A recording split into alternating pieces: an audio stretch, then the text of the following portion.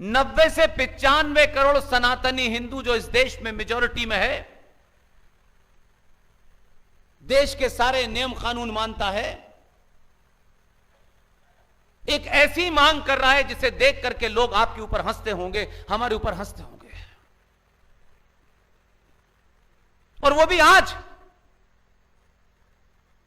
कि हमें समान नागरिक अधिकार चाहिए।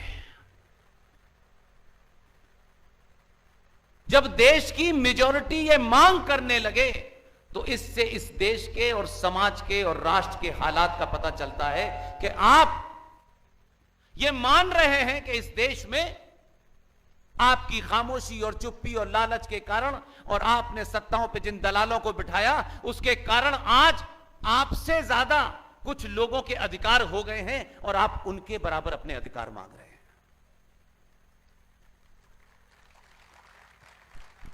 लेकिन हम मांगते हैं, हमसे बड़ा भिखारी कोई नहीं देखा, हम हर चीज मांगते हैं। दुनिया में मांगने से किसी को कुछ नहीं मिला है, यह प्रकृति का नियम है। लेकिन हम सब लोग अपनी निजी जिम्मेदारी, निजी फायदे नुकसान के हिसाब से तय कर लेते हैं और इसलिए सरकार से हर दिन, मुझे लगता है कि जब से यह सरकार आई है तब से शायद आपके अंदर यह ज्यादा भाव बढ़ गया है कि ये तो अपने हैं, इनसे ज्यादा मांगो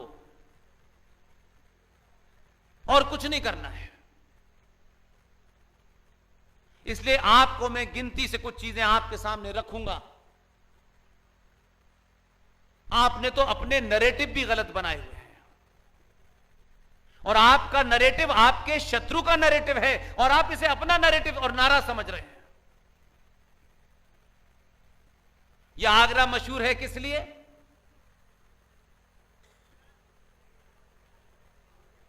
आप उसे प्यार की निशानी कहते हैं, मैं कहता हूं वो तकलीफ की निशानी है।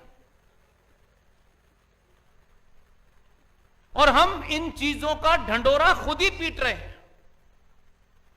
जैसे ये हमने बोला, सनातनी हिंदुओं ने बोला, सारे धर्म बराबर हैं, ये जो भी बोलता है वो सबसे बड़ा मक्कार और झूठा है। जो भी बोलता है उसका कद क्या है, वो उसका कद क्या नहीं है, मुझे उसमें कोई यकीन। यह भी जुमला हमने निकाला कि ये कट्टर मुसलमान है, ये लिबरल मुसलमान है, यह भी हमने निकाला। कट्टरता की परिभाषा नहीं पता चली और लिबरलिज्म की परिभाषा नहीं पता चली और 2014 के बाद ना कट्टर का पता चल रहा है ना लिबरल का पता चल रहा है, दोनों एक ही लाइन में खड़े हैं। यह कमजोर समाज की निशानी है कि आप सच बात कहने से डरते हैं, इसलिए हर रोज मरते हैं आप, हर रोज मर रहे हैं आप। इसलिए लड़ने का जज्बा खत्म हो गया है। लड़ने का मतलब यह नहीं होता है कि किसी को बिना वजह आप मारे। लड़ने का मतलब होता है कि किसी की बकवास नहीं सुननी है। जिसको बदलना है वो मेरे लिए बदले, मैं किसी के लिए अपने आप को बदलने वाला नहीं हूं।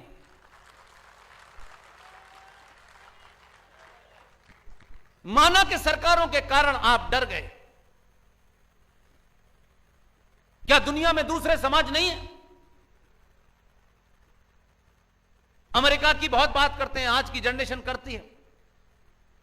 अभी जो लोग जीते हैं चुनाव, कहा जाता है दुनिया का सबसे सेकुलर स्टेट है अमेरिका। हमारे यहां पाखंड हो जाता तो बहुत सारे लोग खड़े हो जाते। प्रेसिडेंट और वाइस प्रेसिडेंट शपथ लेने से पहले चर्च गए और बाइबल को हाथ में रख के शपथ ली, कह रहे हैं हम सेकुलर हैं। हमारे यहां तो जरा सी कोई बात कर दे, बाप रे बाप, दुश्मन तो सोचिए आप ही खड़े हो जाते हैं, क्योंकि आपको लगता है कि हमारे बाहर अगर हम नहीं बोले तो एहसान भाई नाराज ना हो जाएंगे। आपको सबकी चिंता करनी है सिवाय अपने और अपने पुरखों की। इसलिए आपने उसी तरीके की चीजें चुनी और आज भी जो इस राष्ट्र के सामने चुनौतियां हैं, क्योंकि आपने आज का टॉपिक रखा है हम करें राष्ट्र की आराधना। यह आराधना कैसे होगी राष्ट्र की? आपके मंदिर, आपके आस्था के केंद्र, आपकी मान्यताएं, आपकी परंपराएं, इसको आप तय करेंगे, सरकार तय नहीं करेगी।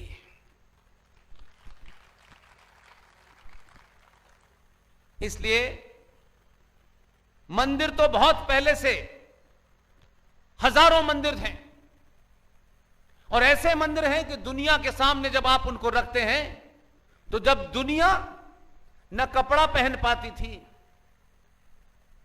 न कोई ऐसे बिल्डिंग बनाने का उनके यहां कोई आर्किटेक्चर था, तब आपके यहां ऐसे मंदिर बने हैं। लेकिन हमारी आदत हो गई है, हम आज में जीना चाहते हैं, बस हम कल में नहीं जीना चाहते। आज अभी जो कुछ मिल जाए, ऐन कैन प्रकरण से मिल जाए, बस कुछ मिल जाए, कल की कल देखेंगे। इसलिए आप कुछ मुद्दों पे चुप रहे, आपने समाज में उसके बारे में चर्चा तक नहीं की, और अब आपको लगता है कि सब कुछ रातों रात हो जाए। ये नहीं होने वाला। अब आपको ज्यादा सतर्क और ज्यादा बड़ी लड़ाई लड़नी है। इसलिए जो सत्ता में बैठे हैं, थोड़ा उन पे भी रहम करें। आपने अभी सत्ता बदली है, उस सत्ता बदलने से आपको लगता है राष्ट्र बदल जाएगा, यह नामुमकिन है। हां, इतना जरूर हुआ है कि पहली बार आपको अपने होने का एहसास हो गया है कि हम भी इस धरती पर हैं, हमारा भी वजूद है, हमारी भी आस्थाएं हैं, हमारे भी सरोकार हैं, हमारी भी परंपराएं हैं।